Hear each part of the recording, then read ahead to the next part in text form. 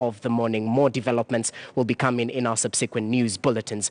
Moving on, President Uhuru Kenyatta has called on China to put a raft of measures to ensure there's a trade balance between China and its trading partners in Africa. While giving his keynote address at the official opening of the China International Imports Expo, Uhuru Kenyatta vouched for the signing of preferential agreements between China and Africa in a bid to ensure African countries access the vast Chinese markets with their produce. Akisa Wendera reports from Shanghai, China. China International Imports Expo has officially opened today here in Shanghai, the largest city in China, an expo, a summit that seeks to open up the markets of China to other countries to do business with.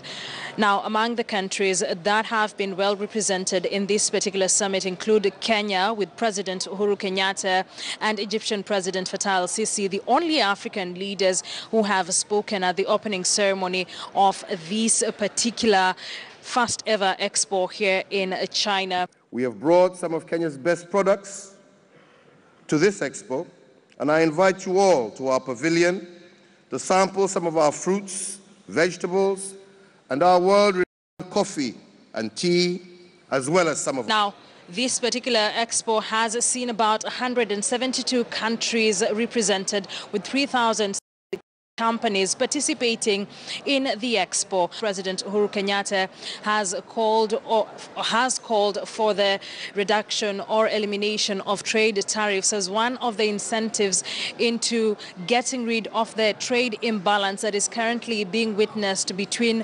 Africa and China trade. Africa needs a reduction or an elimination of tariffs to enable access of our products into your market. We would like to propose an initiative that is designed to give preferential access to Africa goods as a means to stimulate the growth of Africa's export industries. And such an initiative could begin with a few pilot cases.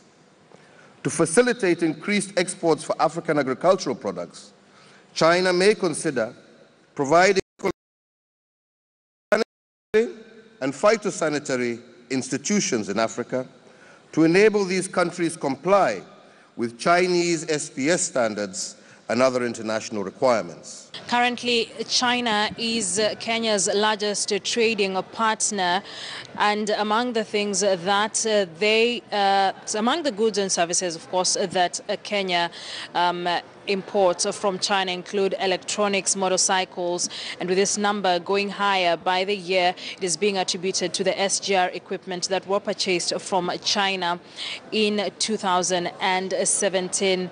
Well, among the deals that have already been sealed is one of a silk farm that is set to be established in Kenya by the Guadong Silk Company that President Uhuru Kenyatta says is set to